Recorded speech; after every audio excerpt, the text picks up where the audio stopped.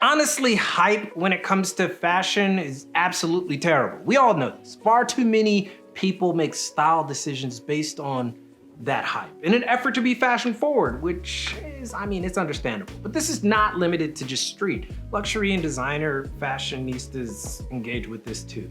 However, hype in real time has no challengers when it comes to sneakers.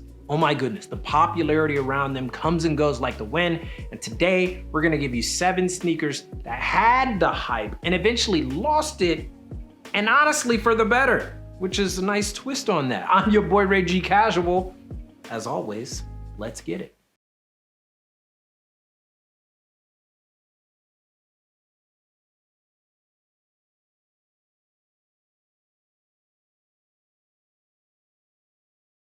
Topping us off is the Foamposite 1. You remember those back in like 2010, 2011? There was no shoe outpacing the popularity of the Foamposite 1. No shoe. They were an absolute hit with the swag scene, with the sports scene, every scene. And this was well before resale absolutely killed the game. It was almost there. In fact, the Foamposite 1 probably was the sneaker that lit the flame, as its Galaxy iteration was one of the first sneakers not bearing the Yeezy name, going for upwards to like $1,000. There were a couple other ones, but this was like at the beginning of the baby resale market. By like 2015 to 2017, Nike, being Nike, made a bad judgment call by releasing absolutely dumb colorways of this shoe. This resulted in a catastrophic decline in the want for Foamposite 1s. Now, this is good for people who aren't hype seekers, but also bad, because when this happens, Nike has a habit of stopping the manufacture of any sneaker not selling, which is, that's understandable. But they almost made this mistake again with another one of their high profile models during the same time, which so happens to be next on the list. The Jordan 11. A little bit of controversy here, but for those of us in the know, there was a time that the Jordan 11 was the most hyped sneaker of all time. And while it still enjoys its popularity, much of that popularity is stuck in retros. Around 2015 to 2017, however, Nike's subsidiary Jordan brand kept releasing alternative colorways of its most popular Jordan at the time. Colorways no one cared for, with the hope of shoring up some of the sneaker's hype while prepping for its annual retro December release that everybody cared about. This was not really a good idea in hindsight. While certain models did gain some favor, like the Jordan 11 lows, that sneaker, the Jordan 11 in its purest form, was never meant to be a high rotation release. And as a result, Nike gave the sneaker a much needed break and revitalized the already popular Jordan 1, culminating in the 10 in a collaboration with Virgil Abloh. The Jordan 1, being a more high rotation sneaker than the Jordan 11, made that decision a good one. And now the Jordan 11 kind of sits in this space where it's popular, but it's not like, oh my God, let me get this sneaker before everybody else, like the Jordan 1. Next, how about a sneaker that doesn't have the swoosh on it? It's not by Nike. Let's go with it. The Bapesta. Bape's ode to the Air Force One. So I guess indirectly, it's still tied to Nike in a way. It's ridiculous. Anyway, the Bapesta, when it released in 2002, was one of the most popular sneakers in Japan. And that's not hyperbole, exaggeration, or a simple assumption. The Bapesta was simply Air Force One Japan style. Japanese youngsters who loved Air Force Ones ate it the hell up, that being the Bapesta. Once those in the West caught wind of its official nature, that it wasn't simply a fake Air Force One, it caused a frenzy and a want for collabs and different colorways and spurred on the bootleg movement that we enjoy today. Crazy that.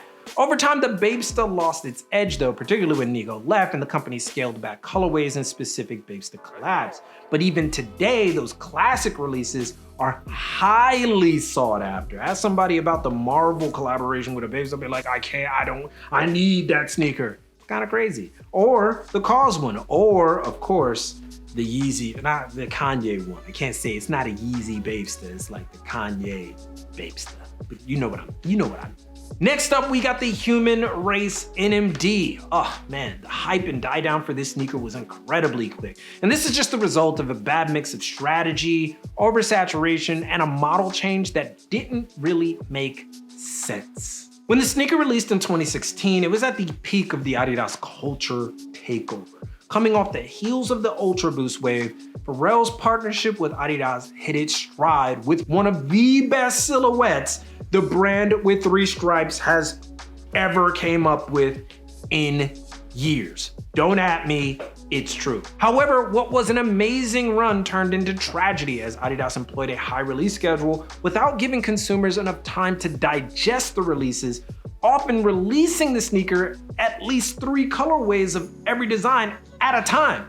And if that wasn't enough, in typical Adidas fashion, they just changed the model far too early with the release of the Trail and another model. So not only did we get bombarded with the human race overpopulation, we got a new evolution no one was really ready for. It was telepathic and we was like, we still using our mouths, dog. Nobody was ready. As a result, the sneaker now sees limited releases, which is great as Adidas hasn't abandoned the model. With the added benefit that they don't sell out like crazy when they do come out. People who aren't hype seekers, this is one to get. Super easy, I think you guys still do confirm DAP in the West, but over here in Japan, you just pick up any Pharrell NMD. Okay, I guess I'll take it. The next one is a forgotten gem and really is a testament to an awesome model that true sneaker fans keep a secret to avoid hype. So I'm sorry I gotta reveal this, but seeing that the margins are a little too tight for massive profit for resellers, I may be in the clear here. Anyway, the Asics Gel Light 3, a classic sneaker that has been great for years. Around 2015 to about 2016, it was on fire. Collabs with Clot and Ronnie Feg, which continues by the way, made the Gel Light a low-key hyped commodity, especially for those trying to escape Ultra Boost hell. That's not to say every sneakerhead has a pair of Asics Gel Light 3s, but when you do have a pair, respect is automatically given as it pretty much seals the deal that you're not just chasing hype. And even though the Asics Gel Light 3 had that 2015-2016 jolt in the arm, the noteworthy sneaker is readily available and pumps out amazing colorways and collabs consistently. Not constantly, but consistently, and most of them are just really good. All right, here's another one, sock sneakers. They were crazy in 2016, right? None more than the Balenciaga Speed Trainer dropping that same year. Right before the chunky sneaker revolution, these futuristic runners were seen on everyone from celebs to NBA players to cats copping the fakes for the cloutism. They were so damn popular, you saw everyone making sock sneakers. Adidas City Socks, Reebok did a sock and even collabed with Emo. Nike even tried to give a little love to the sock dart. How about that? The sock dart, no, come on now, come on. However, that futuristic look and honestly the Rick Owens revolution coming off the coattails of street goth slowed down considerably as normcore and grunge styles took a foothold in the trend sphere. As a result, the speed trainers simply didn't fit the aesthetic. Good thing though, is that they're readily available now, provided you got thick wallets. They go for about $800. And if you've maintained a consistent style that the shoes are particularly suited for. So you gotta have those two things, wallets and the style. And finally, we're gonna do a cheat code. We're gonna go for 2 at the end, which is great. They both play off of the same energy, same company, but they went in wildly different directions. For the better, and for the worst in a way. Anyway, the Ultra Boost and the Yeezy 350 Boost. Now this is obvious, but also a story of 2 different paths. The Ultra Boost story is common knowledge, becoming massively popular due to the Kanye influence and subsequently amazing collabs. And again, in true Adidas fashion, they decided to change the model for some reason, instead of simply keeping the 2.0, which quite frankly is the best iteration of the sneaker. Somebody should have just told them to just stop right here, just stop, right? But no, we were given different iterations and then they lost ultra power and the originals were retroed. Great for those who missed out, bad for resellers, which is a good thing if I'm being honest, but considering that nobody cares, it's weird now for the Ultra Boost. But the downward spiral was not by design. It was an unforced error. The Yeezy 350 Boost, however, was by design. Immensely popular and limited when first released, Kanye, keeping to his word, released a ton more pairs and re-releases. The man wanted everybody in Yeezys, which is commendable. The Yeezy 350 Boost is basically it's part of the official street fashion starter pack. Seems like everybody has a pair, except your boy. I don't have a pair. That's right. I'm the proud owner of not one Yeezy sneaker. That's crazy, right? And some people might think that that's crazy, but as hyped as they were, I still don't like them for some unexplained reason. So I won't explain it. I don't like them. But for those that do like the sneaker, there's no better time to get a pair because they're basically everywhere for a good price. And there should be a lot of people, considering all the people that kept clamoring and writing letters for pairs at the height of their popularity. I just like these, dog. Everybody hyping them up, but I really like the design. Okay. Okay. But do you still want them though? Now that they're not as popular, do you still want them? That's not a question for me. That's a question for you. It's a question for you guys.